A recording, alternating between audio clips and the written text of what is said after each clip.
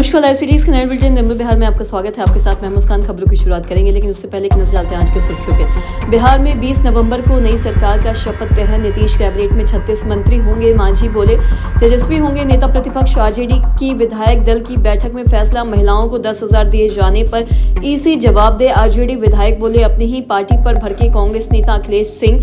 तेजस्वी अपने बीमार पिता को मानसिक पीड़ा दे रहे हैं। जेडीयू नेता बोले महिलाएं कमजोर नहीं। रोहिणी विवाद पर बोली जेडीयू एमएलए। सोनपुर मेले में डीजीपी ने बिहार पुलिस के स्टॉल का किया उद्घाटन। रोहतास में युवक की गोली मारकर हत्या। पटना में एसबीआई बैंक के बाहर 4 लाख की छिनतई। अब खबरें विस्तार से।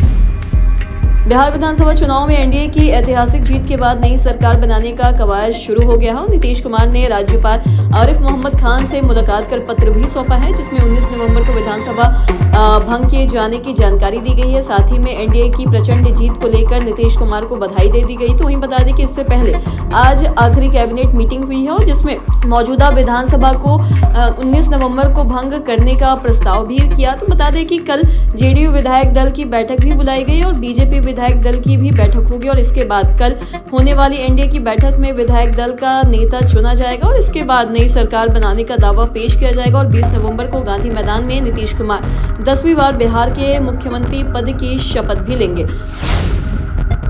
केंद्रीय मंत्री जितना मांझी ने बताया कि नई कैबिनेट में 36 मंत्री होंगे, जिसमें 16 भाजपा से, 15 जेडीयू से, 3 लोजपा आर से और हम और रालुमा से एक मंत्री होंगे। और गांधी मैदान में इसकी तैयारी चल रही है। शपथ ग्रहण में पीएम नरेंद्र मोदी भी शामिल होंगे। तो वहीं बता दें कि गांधी मैदान में इसकी तैयारी चल रही है और शपथ ग्रहण में पीएम नरेंद्र मोदी भी शामिल होंगे। पटना से दिल्ली तक सरकार के गठन की कवायद चली है और दिल्ली में पीएम नरेंद्र मोदी के साथ केंद्रीय गृह मंत्री अमित शाह और भाजपा अध्यक्ष जेपी नड्डा की बैठक हुई है। और मसला बिहार में सरकार का गठन, कैबिनेट का स्वरूप और साथ ही उसके चेहरे का भी रहा।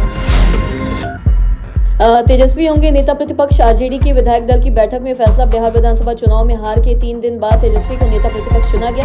और बता दें कि पटना में एक पोलो रोड स्थित तेजस्वी के सरकारी आवास पर विधायक दल की बैठक हुई है, जिसमें ये फैसला लिया गया है। और वहीं बता दें कि बैठक में जीते और हारे दोनों विधायकों को बुलाया गया। और मीटिंग में राजद सुप्रीमो लालू प्रसाद, पूर्व सीएम राबड़ी देवी, मीसा भारती, पूर्व प्रदेश अध्यक्ष जगदानंद और साथ ही बाहुबली नेता सूरजभान सिंह समेत सभी सीनियर नेता मौजूद रहे। करीब 4 घंटे तक चली बैठक में चुनाव में हार की समीक्षा भी की गई। बता दें कि आरजेडी नेता राममनोज यादव ने बताया है कि मीटिंग में मैन टू मैन टॉक भी हुआ और साथ ही हार की समीक्षा की गई। बता दें कि तेजस्वी यादव को नेता प्रतिपक्ष चुना गया और इसके साथ ही चुनाव के रिजल्ट को लेकर कोर्ट जाने पर भी चर्चा हुई और इसे लेकर महागठबंधन के नेताओं पर भी राय ली जाएगी। महिलाओं को 10,000 दिए जाने पर ईसी जवाब दे। बता दें कि आरजेडी विधायक बोले बिहार विधानसभा चुनाव में हार के 3 दिन बाद तेजस्वी यादव समीक्षा बैठक में पहुंचे। तेजस्वी यादव पहुंचे, वहां विधायक आलोक मेहता ने कहा कि चुनाव में गड़बड़ी हुई है, इसलिए इस तरह का रिजल्ट आया है। और वहीं मटिहानी से जीत कर आए आरजेडी के विधायक बोले बोगो सिंह ने चुनाव के दौरान 10-10 हजार रुपए दिए जाने पर सवाल उठाते हुए ये भी कहा कि एनडीए की जमीन खिसक चुकी है। बता दें कि उन्होंने जीविका दीदियों का वोट खरीदा है और चुनाव आयोग को जिम्मेदारी लेनी चाहिए। जिस तरह से गड़बड़ी की गई है, आयोग को जवाब देना चाहिए। बिहार विधानसभा चुनाव में कांग्रेस 6 सीटों पर सिमट रही है। बता दें कि इस करारी हार के बाद पार्टी में ही आवाज उठाने लगी है। और बता दें कि बिहार कांग्रेस के पूर्व अध्यक्ष और साथ ही राज्यसभा सांसद अखिलेश प्रसाद सिंह ने कहा है कि कुछ गड़बड़ियों के कारण हमारी हार हुई है। अखिलेश प्रसाद सिंह ने ये कहा कि हो सकता है कि महिलाओं को दिए गए 10,000 रुपए एक वजह हो रहा है, और लेकिन समीक्षा चल रही है कि उसके बाद ही हम किसी नतीजे पे पहुंचेंगे। और यह सच है कि राहुल गांधी ने कड़ी मेहनत की है। एसआईआर के खिलाफ महागठबंधन के नेताओं के साथ 25 जिलों में गए और साथ ही वहां अप्रत्याशित भीड़ थी और उनका हार भी जगह स्वागत हुआ है। जेडीयू के मुख्य प्रवक्ता नीरज कुमार ने रोहिणी के मामले पर प्रतिक्रिया दी। उन्होंने ये कहा है कि तेजस्वी यादव अपने बीमार पिता को मानसिक पीड़ा दे रहे हैं। नीरज कुमार ने यह भी कहा है कि रोहिणी आचार्य सिर्फ लालू परिवार की बेटी नहीं है, बल्कि पूरे बिहार की बेटी है। अब जब परिवार का अंदरूनी विवाद बाहर आ गया है तो यह चिंता की बात है। रोहिणी वही बेटी है जिन्होंने अपने पिता लालू यादव का जीवन बचाने के लिए उन्हें अपनी किडनी दी थी। और उन्होंने ये भी कहा है कि अगर ऐसी बेटी के मन में दर्द है तो मामले को हल्के में नहीं लिया जा सकता है। उन्होंने रोहिणी के एक वीडियो का भी जिक्र किया है जिसमें कुछ लोग अपने पैर छूते दिख रहे थे। और नीरज कुमार के अनुसार ऐसे लोग उनके साथ ही समर्पित होंगे और साथ ही यह दिखता है कि उनके भीतर भी असंतोष है। और हाँ, उन्होंने कहा है कि लालू और राबड़ी आज लाचार दिखाई दे रही है। जेडीयू की महिला विधायक कोमल सिंह ने यह कहा है कि महिलाएं भले ही कोमल होती हैं, लेकिन कमजोर बिल्कुल नहीं होती। उन्होंने ये कहा कि बिहार की बेटियों को आज नई ताकत मिली है। महिलाओं का सशक्तिकरण, रोजगार से जुड़े पहले और घर से बाहर निकलने का माहौल, ये सब एनडीए सरकार की ही देन है। विधायक ने ये भी कहा है कि चुनाव के दौरान उन्हें भी कई तरह की बातें सुननी पड़ी और बेटे और बेटी दोनों को ही बराबर सम्मान मिलना चाहिए। बिहार की जनता बेटियों को मान सम्मान देती है और इसी का उदाहरण है कि आज कई बेटियां चुनाव जीतकर आ रही हैं और किसी भी महिला का अपमान नहीं होना चाहिए। एनडीए की बड़ी जीत पर उन्होंने बिहार वासियों को धन्यवाद देते हुए ये भी कहा है कि इस बार लोगों ने जाति पात से ऊपर उठकर विकास को वोट दिया है।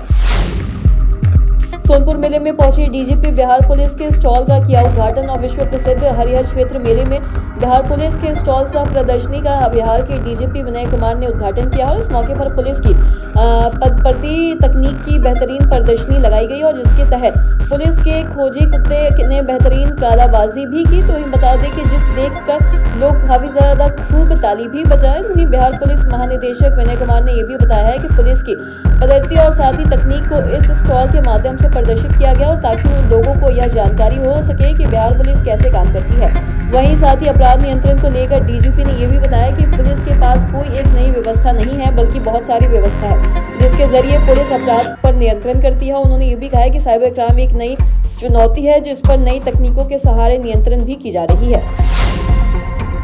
रोहतास के दिनाना थाना क्षेत्र में एक युवक की गोली मारकर हत्या कर दी। मौके से 3 खोखा बरामद किया गया और इस घटना से इलाके में सनसनी फैल गई है। बताया जा रहा है कि सुधीर यादव अपने दोस्तों से मिलने गया हुआ था। वहीं बता दें कि लेकिन जब नहीं लौटा तो परिजनों ने काफी ज्यादा खोजबीन शुरू भी की। तो वहीं आज शव नहर के पास से बरामद किया गया और मौके से शराब की खाली बोतल भी बरामद की गई। सूचना मिलते ही दिनाना थाना की पुलिस ने अलावा विक्रमगंज के अनुमंडल पुलिस पदाधिकारी संकेत कुमार भी दलबल के साथ मौके पर पहुंचे जिसके बाद छानबीन भी शुरू की गई।